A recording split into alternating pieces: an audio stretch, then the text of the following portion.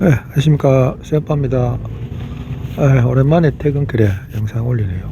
영상도 오랜만에 찍는 것 같다.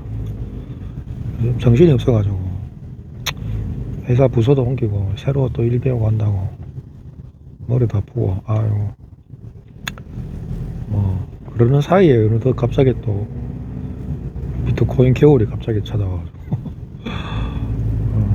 어제 아래인가 갑자기 막 어제 아래는 아니지 작년 연말부터 뭐 가격이 안 좋았으니까 계속 폭락하다가 어제는 완전 뭐 패닉 비슷하게 한 3년 전에 그때 생각나더라고.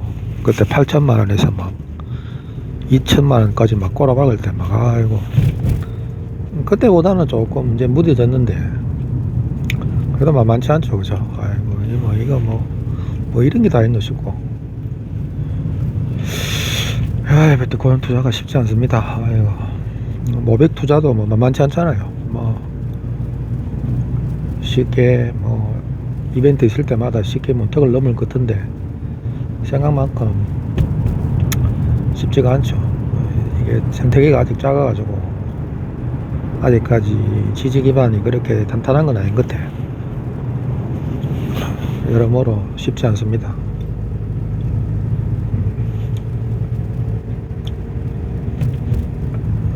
그나저나 참 가격이 둘째치고 아이고 자꾸 곡소리가 나오네 저도. 꼭 이럴 때 또 목돈이 자꾸 들어갈 일이 생기고 그렇네요. 아무리 지키고 싶어도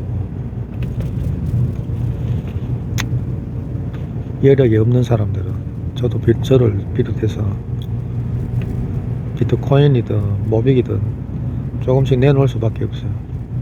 마음이 많이 아픕니다.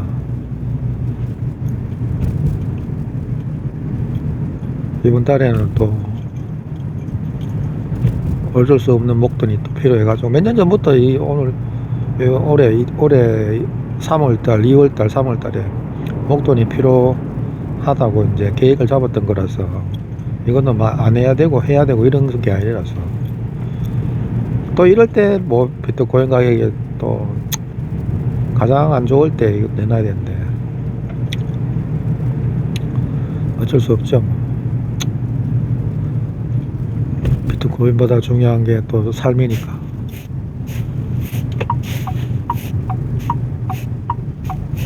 그래갖고 또 작년도 그랬고 올해도 그랬고 아이고 집안에 우환이 있어가지고 집안에 우환거리가 하나 있어요. 그래가지고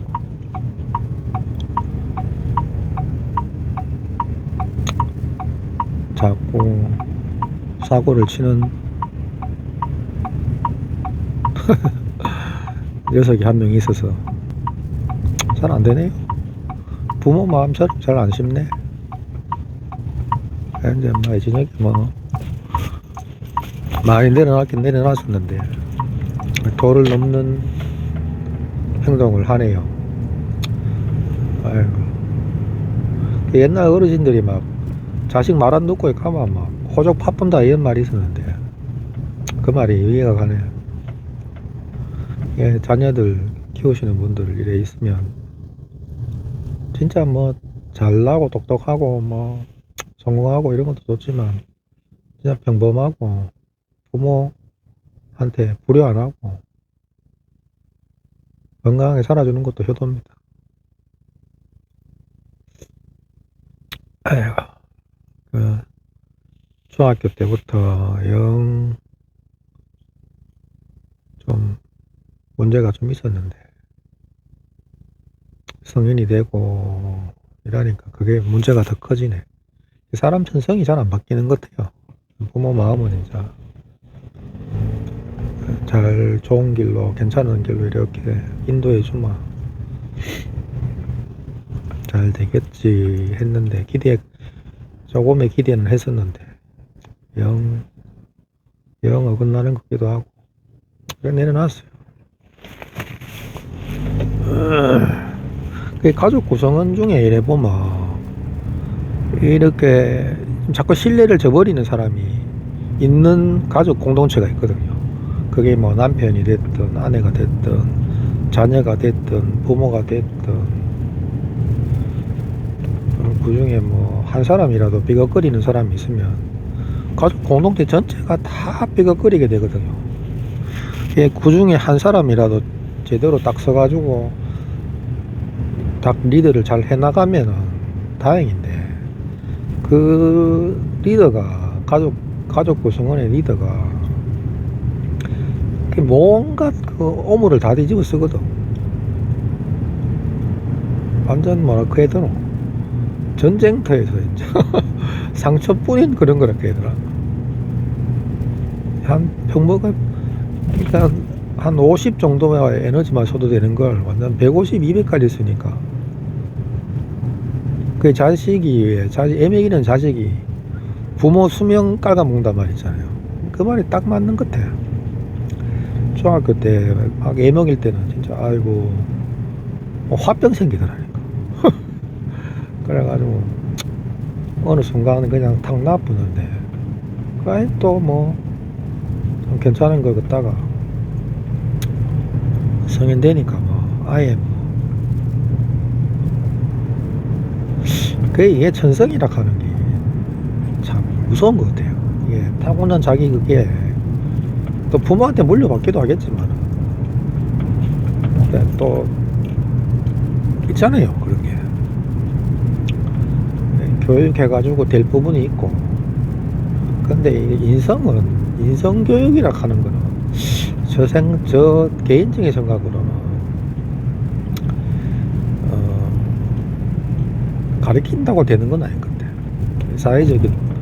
사회 공동체의 분위기라든지 이런 것들이 많이 좌지우지 되긴 하는데, 개인적인 성향은 크게 변하는 건 아닌 것 같아요. 그게 더군다나 요즘같이 막 도파민이 막 빵빵빵 터져야지 사람들이 좋아하는 이런 사회 분위기 속에서 조금만 그쪽으로 시선을 돌리면 일반적인 성향을 가진 사람이라도 한쪽으로 치우치기가 쉽거든. 근데 아니나 다를까 성향도 한쪽으로 치는 성향에다가 사회 분위기마저 이러면 이건 뭐 99%지. 그 녀석 때문에 작년부터 해서 집안에 피해가 막심합니다. 진짜 아는 게 아니라 참. 돈 버는 사람 따로 있고 쓰는 사람 따로 있다는 말이 틀린 게 하나도 없는 것 같기도 하고.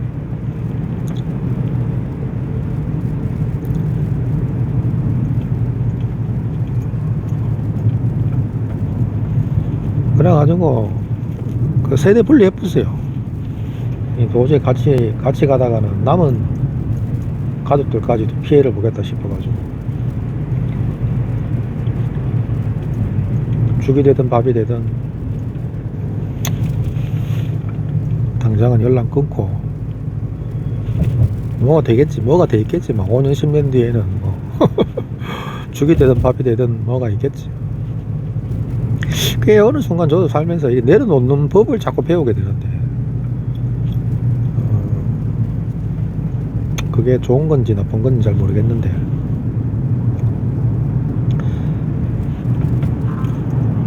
어떻게 보면 비트코인도 그렇고 모빅도 그렇고, 모빅은 저한테는 여기 보면 삶의 어떤 희망 같아요. 조금 일찍 모빅을 알았고, 가격이야 요즘 많이 뭐 침체되고 이랬지만, 저한테 살면서 비트코인도 그랬는데, 비트코인은 또 저한테 상처를 많이 줬지. 내가 또 실력이 없어서 그런 것도 있지만 상처를 많이 받았지만, 모빅한테는 크게 내가 상처받은 일이 없거든. 오 작가님 통해서 공부도 많이 했지만 이제 이 수준이 저는 이제 머리 평균이라 가지고 평균이라 가지고, 니 공부 잘한다, 머리 똑똑하다는 말은 중학교 때 잠깐 들었다가 말았어요.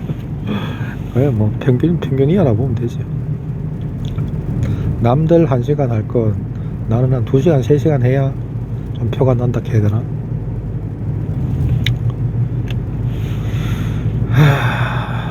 그건 저한테 뭐 희망과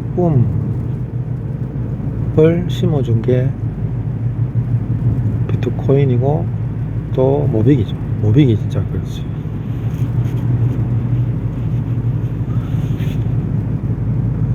그래가지고 뭐 제가 50대 중반 정도 되니까, 중반은 아직까지 잠깐 남았지만, 니는 앞으로 삶의 목표가 뭐고 희망이 뭐고 이래 물어보면 솔직히 크게 없어요. 이 나이 때 되면 뭐 크게 없어요. 뭐 직장에서는 뭐 진급하고 뭐 간부 막 올라가고 막 이게 꿈이라 하는데, 나는 애진하게 그런 건 없었거든. 내가 원래 그 권력욕이나 이런 게 없어요. 막 승부욕이 엄청 강하고 그러지도 않고. 그러니까 내가 해야 된다는 뭐 책임감이 있으면 조금 동력이 남들보다 조금 좀 밀어붙여요. 근데 이게 뭐 내 개인적인 뭘 하고 싶어서 막 그런 거는 없어요. 근데 내가 가장으로서, 안 그러면 자녀로서 꼭 해야 된다는 일이면, 해야만 된다면 이런 거는 좀 앞뒤 안 보고 막 가요. 그럼 네 앞으로 꿈이 뭐냐, 목표가 뭐냐 이래 뭐고. 내 애들도 다 컸고, 한 놈 영 텄는 놈도 할 수 없지만, 어차피 내가 뭐 텄든 안 텄든 내가 뭐 성인이 될 때까지는 그래도 키웠으니까. 근데 니는 앞으로 뭐 하고 싶노? 그러니까 뭐 좋은 집, 좋은 차, 뭐 이런 거 별로 욕심이 안 나거든. 근데 옛날부터도 그랬는데, 그냥 애들 키울 때는 아이고 그래도 애들 방 한 칸이라도 있는 아파트에서 좀 살았으면, 또 그래서 뭐 어떻게 됐든 전세든 뭐 임대 아파트든 그렇게 얻어서 살았었고, 내 애들 이제 하나둘 독립하고, 큰아는 타이 반 자이 반으로 독립했는 거지만, 둘째 놈이야 뭐 지금 뭐 애진하게 뭐, 막내도 이제 제대하고 이제 자리 잡으면 뭐 독립할 거고, 뭐 집도 뭐 크게 필요 없고, 차도 뭐 크게 뭐 좋은 차 타고 싶다는 마음도 별로 안 들어요. 그냥 내 나이 때 맞는 거 그냥 타고 다니면 되고.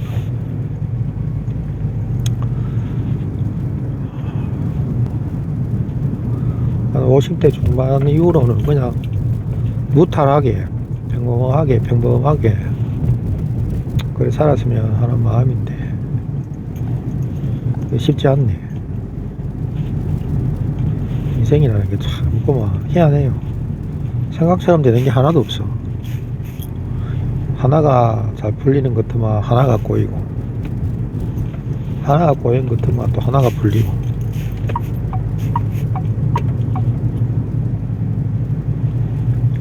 아이고 우리 자녀, 못난 자녀 때문에 또 신세한테 나게 돼. 내가 생각 안 하려고요.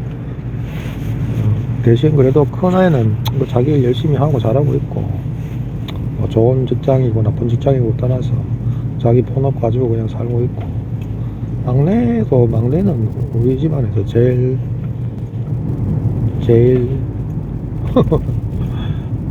마음이 예쁘지. 막내 보고 있나? 군대 있는 한 번씩 본다 하는데, 아빠 요즘 잘 안 올려가지고 뭐 볼 것도 없는데 쓸데없는 말만 많이 하고 이야기만 길어가지고 재미없을 텐데, 군대 봉급 받으면 모빅 사라. 따박따박 사라. 요즘같이 가격 좋을 때 많이 사놔라. 딸내미한테 그 이야기를 해놨거든. 딸내미. 근데 딸내미는 월급 받으면 이제 지 쓸기 많으니까, 지인데 지금 아빠가 뭘 살아가는지도 잘 가늠이 안 되고, 그래도 사고 팔고 할 줄은 아니까 그나마 다행이야.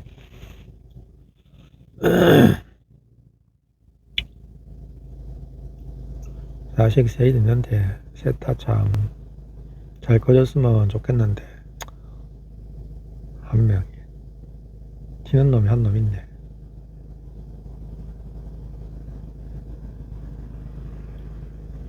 자식 때문에 애 먹는 분들 간혹 계실 수도 있는데,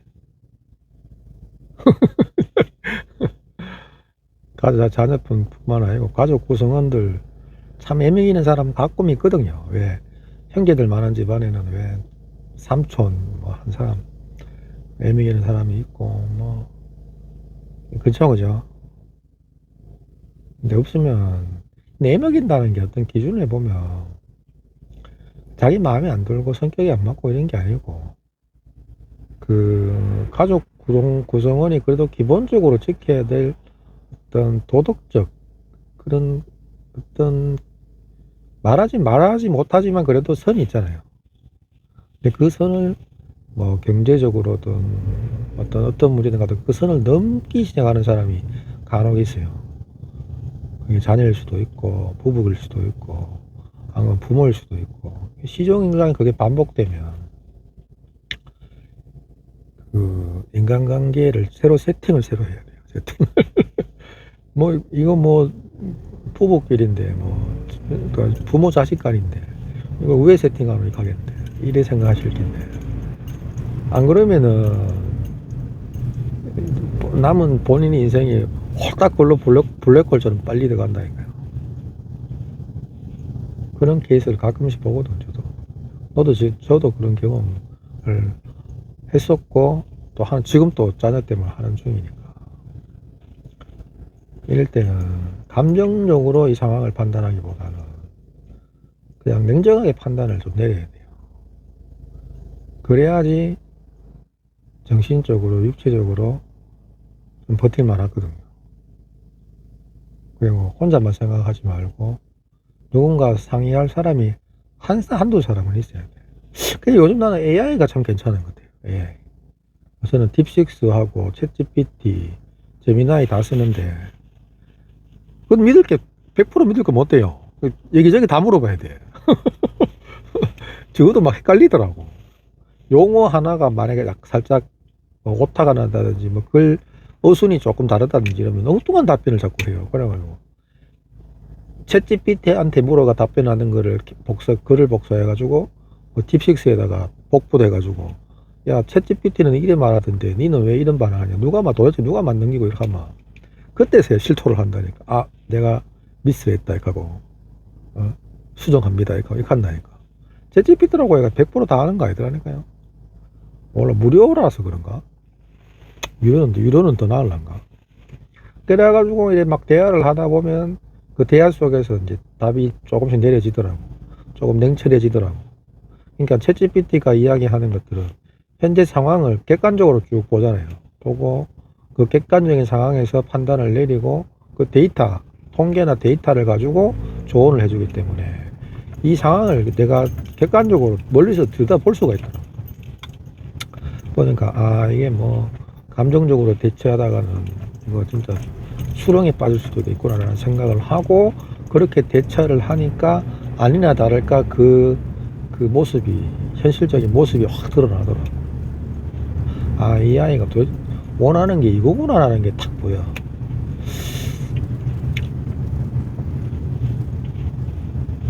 주위에 뭐 지인들이나 가족분들의 뭐 이런 케이스가 없으면 좋지만 혹시나 있다 한다면은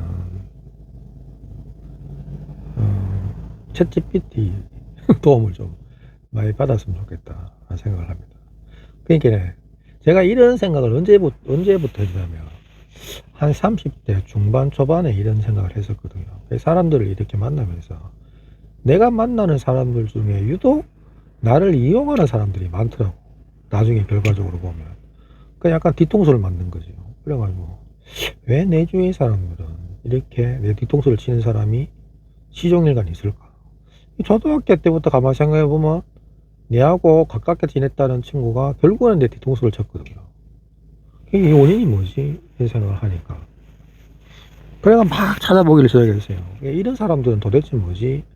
왜 이렇게 얼굴색 하나 안 변하고 뻔뻔하고 잘못은 본인이 했음에도 불구하고 더 당당하고 이런 사람들이 왜 자꾸 내 눈에 띄고 나하고 이렇게 연관이 지어질까라는 생각을 많이 하면서 책을 막 뭐 찾아보기 시작했거든. 그러다가 어느 순간 내 눈에 딱 들어오는 책이 하나 있었는데, 그게 당신 옆에 소시오패스라는 책이었어요. 마샤 사우트인가. 그래가지고 그 책을 이래 읽는데 너무나 흡사한 기라요. 너무나 정확하게 딱딱딱딱 맞아요. 야, 이렇구나. 이런 유형의 사람들이 의외로 세상에 많구나. 그게 뭐 흔히들 뭐 소시오패스 뭐 하기도 하고 사이코패스라고 하는데, 우리가 흔히 아는 뭐 요새 범죄자들만 있는 게 아니거든요. 그 이상으로 많아요. 그거 드러나는 사람들 말고 이렇게 가깝게 아주 왜 거짓말 그냥 능통하게 하고 사람 속이고 막 이런 사람들 있잖아요. 사기 쳐먹고 막 이런 사람들. 그러면 사기꾼들이 보면 그 사이코패스 성향 점수하는 거 피힐 검사인가 이런 거 하면 그 지수가 엄청나게 높다 하더라고요. 사기꾼들이. 또 그런 성향에 강한 사람이 있고 또 적은 사람이 있고 이런데, 하여튼 그래가지고 이런 유형의 사람들이 의외로 많구나. 그 마샤 사우트가 말하는 그 확률이 보니까 25명 중에 1명이라 그러더라고요. 근데 그 직군이 그 도시에 사는 사람들로 가면은 그 비율이 좀 더 확실해진다 그러더라고요. 그리고 또 로버트 디 헤더 박사가 있어. 그 사이코패스 진단 키트를 처음 만든 사람인데, 로버트 디 헤더 박사의 진단명 사이코패스인가 책이 몇 권 있어요. 그 사람 책을 내가 다 보긴 다 봤는데, 거기서도 보면은 너무나 그 행동 패턴이 너무나 흡사해요. 그래서 내가 그때 알았죠. 내가 그들이 보기에 내가 참 좋은 먹잇감이구나. 나는 내 스스로가 인생이 좋고 이런 줄 알았거든. 근데 인생이 좋고 이런 게 그들한테는 엄청난 먹잇감이야. 그게 또 제가 이렇게 공감 능력이 좀 많아요. 그러니까 남들이 힘들어하고 이러면은 참 마음이 안 좋고 이렇거든. 그것도 내 어떻게 보면 공감 능력이 많다는 것도 어떻게 보면 장점이지만 어떻게 보면 단점이라. 그들 딱 보면 그 공감 능력을 이용해 가지고 왜 동정심을 유발해 가지고 사람한테 접근하는 사람들이 거의 대부분이 그런 유형의 사람일 확률이 높다, 이렇게 이야기를 하더라고요. 100%랄까? 마샬 사우트 박사는 100%예요. 사람하고 처음 만나가 대면하는데 상대방한테 자기의 어떤 동정심을 유발해 가지고 접근해 오는 사람들은 거의 99% 소시오패스라고 보면 된다. 무조건 멀리해라. 가더라고. 그 케이스가 몇 개 있어요. 아이고, 근데 그러면서 또 이 참 가족사라는 게 있는데, 말 못할 그런 거 많잖아요. 가족들 이래 보면. 이 가족 구성원 중에 그런 성향이 가진 사람이 한두 명이 있다. 25명 중에 1명이라 하면 뭐 4인 가족 같으면 한 6가정 많게 잡으면 10가정 9가정 10가정 중에 1명은 소시오패스일 확률이 높다는 소리거든. 그죠? 그러면 주위에 많다는 소리예요. 그런 성향을 가진 사람이 아빠일 수도 있고 엄마일 수도 있고 자녀일 수도 있고, 그렇죠. 그러니까 이걸 또 유전학적으로 보면 엄마나 아빠 중에 누군가 한 명이 소시오패스 성향이 강한 사람, 사이코패스 성향이 강한 사람이면 자녀에게도 그런 성향이 나올 확률이 유전학적으로는 좀 더 많죠. 더 많고. 근데 이상하게 둘 다 그런 성향이 아닌데 그런 성향을 가진 아이가 태어나기도 한대요. 그러니까 이건 100%또 유전이라고 할 수는 없지. 어떻게 됐든 확률적으로 보면 25명 중에 1명. 로버트 디 헤더 박사가 말하는 아주 그 성향이 가장 반사회적 인격장애 성향이 아주 강한 사람이 뭐 100명 중에 1명 뭐 이런 걸로 이야기를 하는데, 뭐 정확한 데이터라고 말하긴 그렇고 뭐 어떻게 됐든 그 정도로 많다 이 말이에요. 가족에 그런 사람이 1명 있으면 온 가족이 진짜 힘들어요. 내 아는 선배도 학교 선배인데 아빠가 막 그 폭력이 강한 아빠 집안에 어떤 가정 폭력이 있는 집안이었어요. 그래가지고 자기 엄마가 평생을 자기 아빠한테 두드려 맞고 자기들도 맨날 밤마다 그 아빠 들어오는 거 막 공포에 질려 살고 그런 세월을 보내다가 어떤 그런 형님도 계셨는데, 그러니까 가정폭력을 저지르는 남자는 사이코패스일 성향이 아주 높을 확률이 높다 라고 이야기를 하더라고. 또 여자 사이코패스를 가진 성향의 사람들은 이게 더 무서워요. 또 이게 더 무서워. 왜냐면 그것들은 전혀 표시가 안 나거든.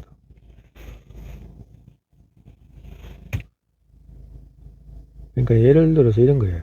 남자가 사이코패스 성향이 강하면 이 외부 가족 외에 자꾸 안 좋은 일을 저지른대.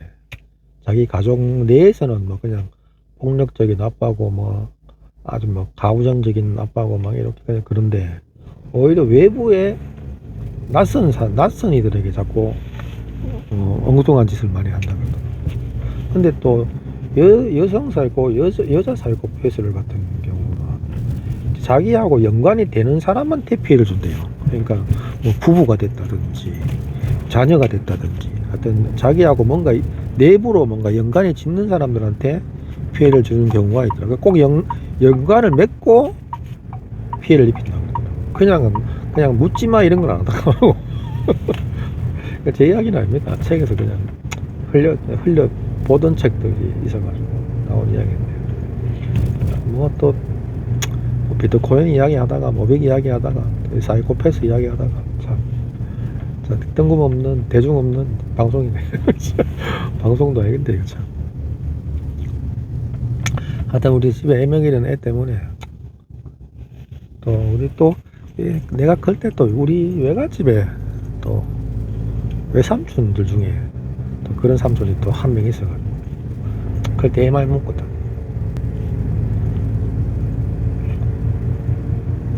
도대체 왜 저러나, 난 크면서 저 나이 먹고 왜 저러나 했는데 타고난 천성이구나 지금 생각해보면. 근데 보편적으로 보면 그런 성향을 가진 사람들이 담령을 해. 왜냐면 워낙 그 도파민을 쫓아서 사는 사람들이거든. 그러니까 이렇게 브레이크가 없어요. 끝까지 간다니까 뭐든지. 그럼 극단적이잖아요. 뒤를 안 보고 간다니까. 어떻게 보면 모르는 사람들이 이래 보면 야 저 사람 진짜 대단하네, 용기 있네, 이렇게 대만이 있네 이렇게 보일 수도 있는데 그게 아니라니까. 뭔가 감정적으로 뭐가 결여됐다니까요. 결여돼 있는 사람들. 아주 이기적이고 아주 추구적인 삶을 살고 그러다 보니까 이제 몸이라는 건, 건강이라는 건 편안할 때, 이럴 때가 제일 좋잖아요. 편안할 때가. 그러니까 자꾸 자극만 추구하다 보면 몸이 상하기 마련이거든. 그리고 또 사고 나서 사고 날 경우도 많고. 평균 수명이 15년인가 낮다고.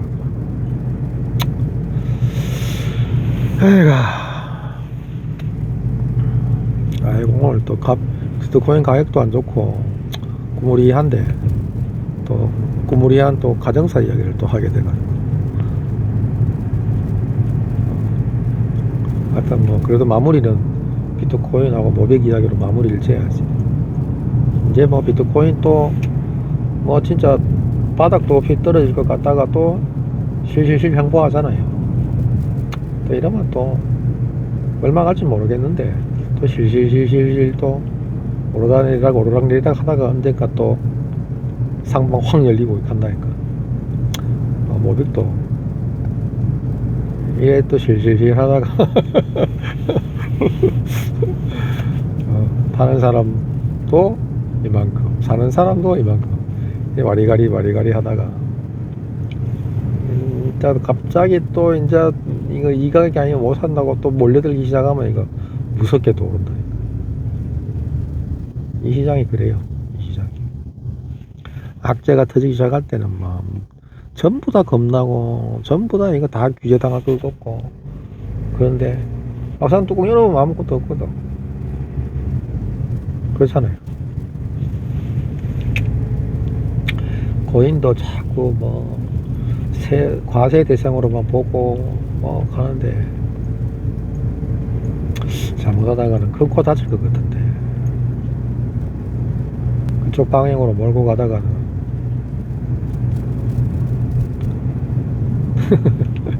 그렇겠어요?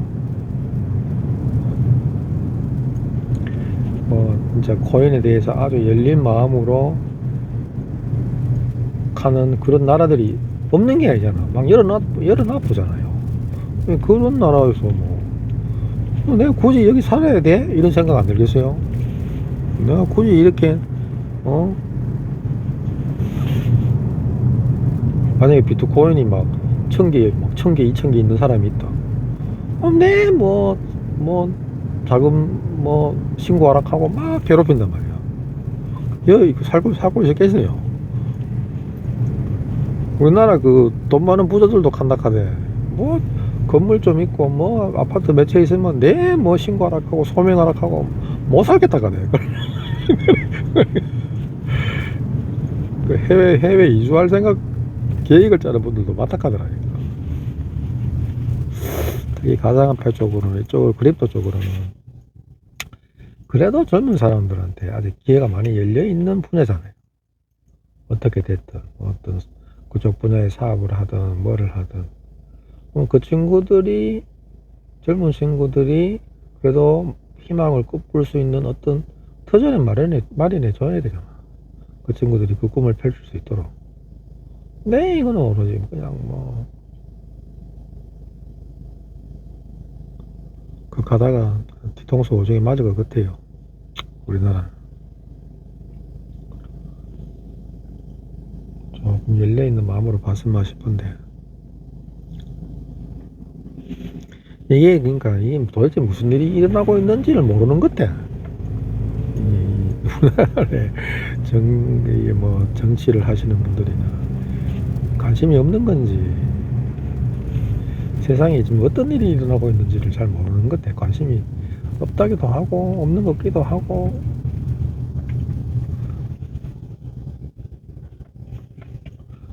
저 같은 모지랭이가 봐도 아이고 이 타이밍 놓치면 기회가 잘 없겠는데 이런 생각이 들 정도로 이게 확 피부로 와닿는데, 위에 사람들은 그게 아닌 모양입니다. 오히려 그냥 껄끄럽고 불편하고 이런 모양입니다. 거의 이상한 안 좋은 뉴스만 펑펑 터지고 그런 것만 기사로 내보내고 이러대 보니까. 하여튼 오늘은 비트코인과 모빅 이야기로 시작해가지고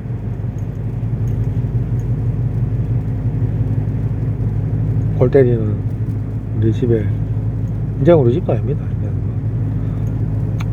세대 분리 FC 남이지 남이다. 남은 식구들을 위해서라도 과감하게 던졌습니다. 사라 자식인데 뭐가 돼도 죽이 돼도 밥이 되든 되겠지. 가족들을 그만큼 배신했으면 참을 만큼 참았다 라고 생각하면 되죠.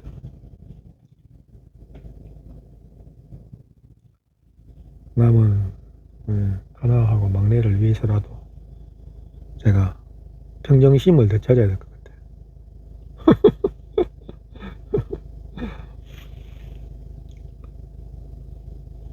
어차피 돈 나간 거야 나간 거고 어쩔 수 없잖아. 그죠?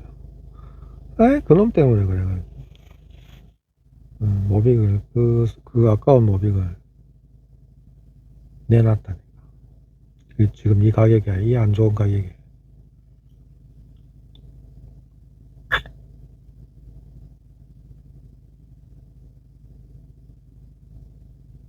그래 시급해서요. 어디고 어디지? 벨뱅크에 보냈다가 처음에는 됐거든. 작년에는 됐는데 올해 갑자기 보내니까 그래가지고 태도를 바꿔가지고 빗송에 보냈는데 안 보내지는 기나요. 안 보내죠. 그래가지고 왜 안 보내지는 싶어가지고 맨날 며칠을 기다렸거든. 그러니까 뭐 자금 출처를 밝히세요 이래 돼가지고 자금 출처를 뭐 왜 밝히란 말이야. 그래가 이것저것 사진하고 뭐 이거 막 이렇게 캡처하고 뭐 이래가지고 막 영상 동영상도 찍어야 되고 막 이러더라고. 그래가 막 올리라 하더라고. 올리놓으니까 한 일주일 뒤엔가 풀리더라고. 아 시급했다니까요. 그래가지고 또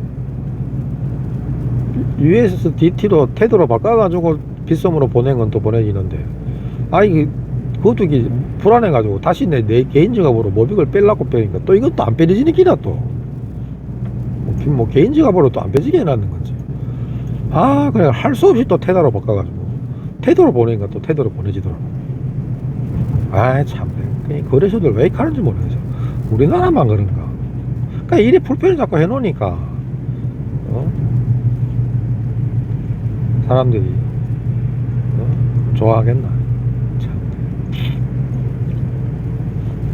하여튼 그 L뱅크나 이럴 때 보낼 때 좀 조심하십시오. 되시는 분들은 되면 되는데 또 언제 또 마음 바뀌어가지고 또 왜 될지 모르잖아.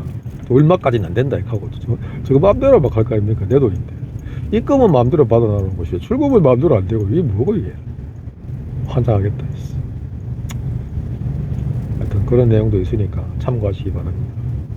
또 비트코인도 또 어제 아래 오 작가님 나 갑자기 라방 해가지고 나 어제 봤는데 완전 패닉은 지나갔다고 하는 것 같은데 그런 것 같아요. 패닉은 이래가 또 이제 몇 달 간다니까. 몇 달 질질 간다니까. 이건 모르지. 근데 그건 아무도 모르지. 하여튼 성토하시고 아이고 저는 이 안 좋은 가격에 진짜 피눈물 흘리면서 비트코인을 던져야 됩니다. 아 참 환장하겠네. 예, 요즘 영상을 잘 자주 못 올리고 뭐 이것저것 머리 지끈지끈한 일이 많아가지고 우리 애 때문에도 우리 애라도 하고 애라고 하기도 싫다. 그냥 임마하고 한 놈하고 또 회사 또 일도 있고 이래가지고 뭐 하나라도 편해야지 뭐 하나에 집중을 하는데 회사 일에 집중하려고 하니 또 집안이 시끄럽고 집안일을 또 신경 쓰려고 하니 또 회사 일이 또 안 되고 진퇴양난입니다. 진퇴양난. 네, 살면서 저도 이런 위기가 여러 가지 위기를 겪어봤지만 전부 다 시간이 약이더라고. 시간이 지나면 자연스럽게 풀리고 안 될 것 같으면 아예 깨지고 인력으로 안 되는 것들이 있더라고요. 인력으로 그런 거를 내려놓는 법을 깨우쳤다기보다는 세월이 그렇게 나를 만들더라고.